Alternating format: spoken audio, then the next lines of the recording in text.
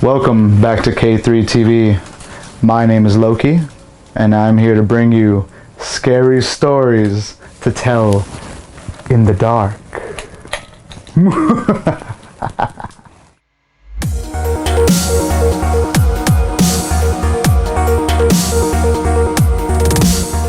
Scary stories to tell in the dark. I didn't even realize this movie's setting till the very end. That's one of the things that I wanted to talk about first and foremost. This takes place in the 60s, and you get the vibe here and there, but if you're not even like really paying attention, you're just trying to take in everything, like the dialogue, the people, and all that, you're not even going to realize it till like some of the big plot points around the end. At least I didn't. Maybe that's just I wasn't paying attention to it that much, but I don't think that they used the setting of the late 60s really too much more than like one plot device, and I guess the atmosphere itself. Speaking of the atmosphere, it's really well done with the actual characters being at the forefront.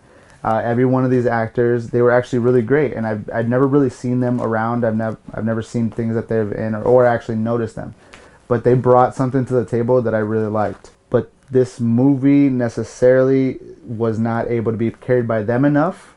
Another thing that did actually carry it though, the monsters. So you got the monsters and you got the characters, and that's great.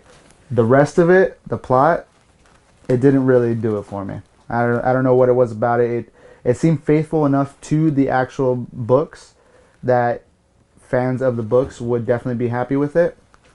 But that's pretty much as far as it goes, just for the individual stories. For fans of the book, this does seem definitely very faithful. From what I remember, I haven't read them since I was a kid. From what I remember, this gave me the same feelings as the book. The only thing is if you're a fan of the book, you're most likely going to have your favorite story, you're going to have your favorite stories, and it could be possible that definitely none of those were in this movie at all. There's even one that kind of gets melded into like this new thing in this movie, and it's great. They do a great rendition of it, and they bring it to life in their own way, and it feels like it fits. That's the Jangly Man. The Jangly Man had his own little trailer, and they were really banking for this guy to be the forefront of the monsters in this movie. And he definitely puts out a creepy vibe. Creepy vibe. The whole movie is creepy. Necessarily scary, not the kind of scary that I would like. Definitely not. It's more jump scary, visual effects kind of terrifying. Like I can see teens like getting scared of this, and definitely kids. I would definitely be terrified of it as a kid. As an adult, that kind of thing won't scare me. It has to be a little bit more on the overall creepy and suspenseful type of vibe, which I don't really get. They have to go from plot to plot to plot.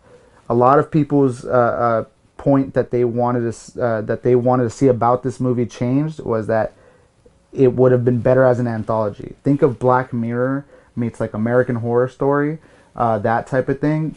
This would have been perfect for it. It would have been obviously the clear cut, path that they would have wanted to take probably, but they just wanted to do a movie, and that's fine. They actually do that, but you get that want to like, I just want to see this in episodes. I just do the first book, do like 3 stories and just episode. But that's not what we get. We get pretty much, if anyone actually watched Goosebumps, which not many people should or probably have, although I kind of secretly, guiltily enjoy it.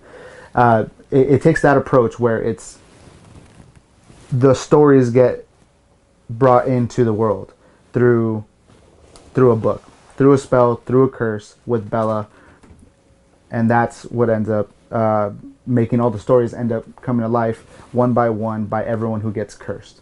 So that's pretty much the plot. It's a little bit slow going at first and all that, and it doesn't really hook you in too much. You just want to see like the creepy things unfold, and fans obviously just want to see their favorite monsters.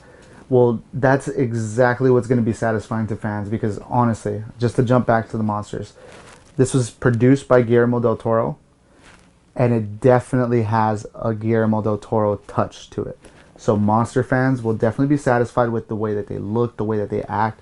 Not necessarily realistic, but a little bit more outlandish than I guess Guillermo, I think, would have done it on his own.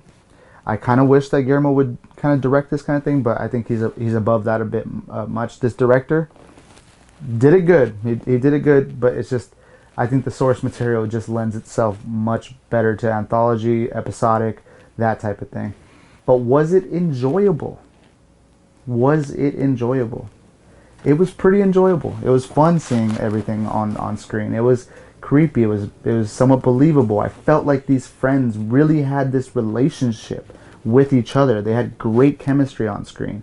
There was plot holes in this though that made it so that I kind of did get jumped out every once in a while.